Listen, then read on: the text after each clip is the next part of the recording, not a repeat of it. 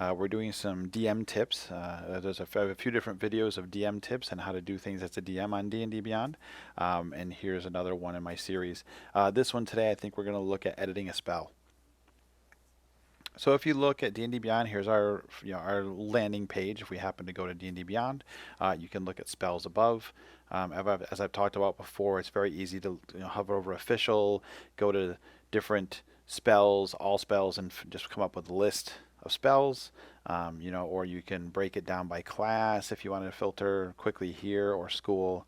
You can also filter here by spell name and etc. here. But today we're going to go at creating our own spell. So we're going to create a spell. Just like in a video that I did talking about monsters, you can use an existing spell as a template. It's one of those things that I suggest if you're doing a spell literally from scratch and having done no previous work before, like on paper or in Word or something, if you were writing a spell and you had already kind of looked at a spell to compare it to make sure you're powering it similarly, I would suggest coming here and using a spell as a template. So again, you can do the same thing. Let's say, famously there's Fireball, which is, one of the most famous D&D spells ever. And we're going to make a spell similar to Fireball. So we can just we can do a search for Fireball right here. You can type in any spells. You can also go by spell school over here if you want to filter this list by that.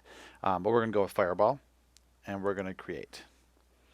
And now this is going to bring up a page, creating a copy of a spell, making a homebrew copy, creates variants of existing spells, which is exactly what we're doing.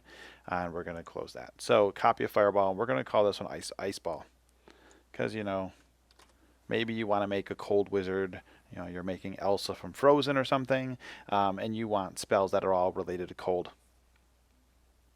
Which is, a similar element as far as game mechanics go. There are times in this that you need to be careful. For instance, Force is one of those powers that, or one of those spell effects or damage effects that is a little out of balance, so you may not want to make a Force Ball. When you're fighting things that are incorporeal like ghosts, they take full damage from force damage.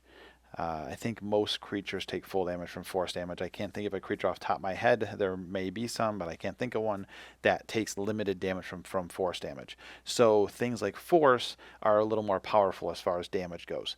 So I would be careful when you're editing spells, or monsters for that matter, if you're making a new monster, to not change fire to force, for instance, just because there are less creatures out there that are resistant to that kind of damage. So, but changing fire to ice is fine. So you want to make an ice ball. Most of the rest of it you want to keep pretty similar. So, maybe, instead of sulfur, whatever you could come up with, maybe you need. No, that's really hard. I don't know. What would we use for ice ball? Yeah, we can't say ice cube because the characters aren't going to be carrying cubes of ice around with them. Maybe we'll say a white dragon scale, which is probably hard to find. But we'll put it in there anyway just because we're having fun with this anyway. Most of the rest of it I want to stay pretty similar. It's still going to be evocation. It's still going to be range 150 feet, still instantaneous. And bright streak, flash from your pointing finger to a point you choose within range. Maybe it's not a bright streak. And we want this to be a ball of ice.